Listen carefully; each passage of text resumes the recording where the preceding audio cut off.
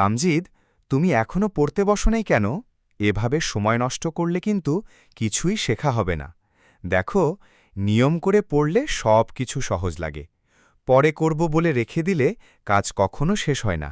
এখনই বই নিয়ে বসো, আমি পাশে আছি। যা বুঝবে না আমাকে জিজ্ঞেস করো। ভালোভাবে পড়লে তুমি অবশ্যই ভালো করতে পারবে। আমি কি একদমই পড়ি না নাকি? সব সময় এমন বকো কেন? একটু দেরি হলেই তুমি ভাবো আমি পড়ি না। আমি নিজের মতো পড়তে পারি, সবসময় চাপ দিও না। তুমি শুধু বকা দাও, এতে পড়তে আরও খারাপ লাগে। আমি এখনই বসে পড়ব, কিন্তু তুমি এভাবে বললে আমার ভালো লাগে না। তুই আমার সাথে এভাবে কথা বলছিস মানে? আমি তো তোমার ভালোর জন্যই বলছি। বড় ভাই হিসেবে তোমাকে বলার দায়িত্ব আমার আছে। তুমি যদি এখন থেকে ঠিকমতো না পড়ো, পরে কিন্তু অনেক কষ্ট হবে। আমি তো চাই তুমি আমার থেকেও ভালো করো, আর তুমি উল্টে রেগে গিয়ে এমন কথা বলছো। আমি কখনোই তোমাকে খারাপ কিছু বলি না, সবসময় তোমার ভালোটাই চাই।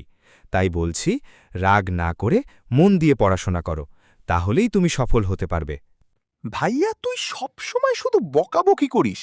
আমি কি সারাদিন শুধু পড়বো নাকি? আমার লাইফ আমি যা ইচ্ছা করব। তুই এত কথা বলিস কেন?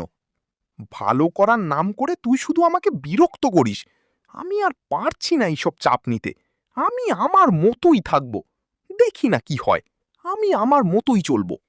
তামজিদ, তুই আবার সারাদিন ফোনে বসে আছিস। এটা কি কোনো ভালো অভ্যাস? তোর এই ঢিলেমির জন্যই তুই পিছিয়ে যাচ্ছিস, বুঝিস না কেন? আমি কতবার বলবো পড়াশোনা কর, তুই শুধু অবহেলা করিস।